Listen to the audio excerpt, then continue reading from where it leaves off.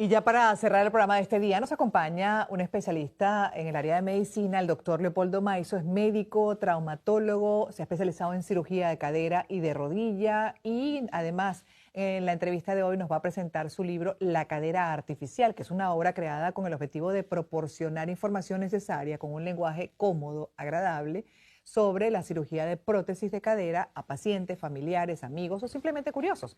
¿Cuándo es necesaria una operación de este tipo? ¿Cómo es la recuperación y los cuidados necesarios después de la cirugía? ¿Hay opciones previas para evitar tener que llegar a una cirugía de cadera, por ejemplo? Bienvenido, doctor. Buenas noches. Muchas gracias. Buenas noches, Gladys.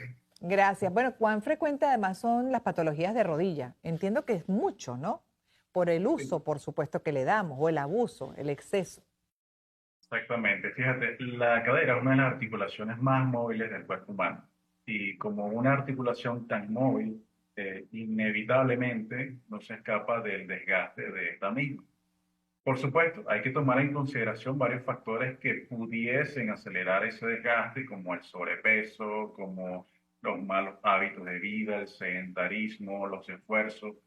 Y aquellos casos en los cuales esa artrosis va evolucionando de manera agresiva es cuando pensamos en una prótesis de cadera. Y pues bueno, este libro básicamente se dedica a explicar en un lenguaje un poco más factible, más fácil de entender a todos los pacientes o a aquellos curiosos sobre de qué se trata esta prótesis de cadera o la cirugía de reemplazo articular, que como su nombre lo dice, no es más que colocar una prótesis o un reemplazo de esta articulación, una cadera natural desgastada por una cadera artificial, que va a hacer lo mismo, va a generar movimiento y por supuesto va a mejorar la calidad de vida de todos nuestros pacientes. Claro, los recursos van avanzando, mejorando, ¿no? En el caso de la medicina, me imagino que no es igual una operación de cadera en estos tiempos que lo que era pues hace unos años, quizás estamos hablando de 30 años de diferencia, justamente para entender hacia dónde apunta la medicina, pues qué más se puede hacer en esta área para facilitarnos la recuperación, para que la intervención sea bastante más sencilla. ¿Cómo es, doctor, en estos tiempos?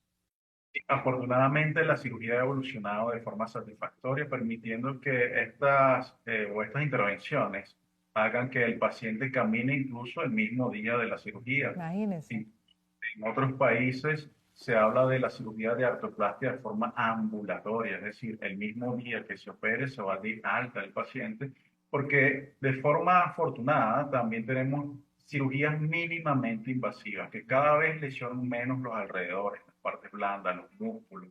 Y eso genera una satisfacción mucho mayor al paciente y una recuperación mucho más rápida. En el caso de cadera, que además suena aparatoso. ¿No? Y de hecho, Sí, ahorita con las personas de tercera y cuarta edad, pues uno tiene que estar siempre cuidando justamente las caídas, porque muchas veces terminan en fractura de cadera. Pero además se asocia desde siempre, doctor, con complicación incluso en la salud de ese paciente, ¿no? De esa persona que requiere de una operación, pero siempre desde el drama, más bien hasta después el proceso del posoperatorio, que puede ser muy largo e incluso puede implicar hasta un deterioro mayor de la salud física, ¿no? En este caso, tercera, cuarta edad. ¿Qué dice con relación a esa premisa o a esa percepción? sí, así es, como tú lo has dicho, la gran mayoría de las cirugías de prótesis de cadera desafortunadamente son de estas personas mayores de edad y que por supuesto tienen una condición, en la gran mayoría de los casos, previa, hipertensos, diabéticos o incluso con una complicación de la parte cardiovascular que hace que el paciente sea un poco más propenso a sufrir complicaciones. Eso debe manejarlo muy bien el médico tratante y debemos tratar de cerciorarnos de que el paciente vaya en las mejores condiciones posibles para el quirófano.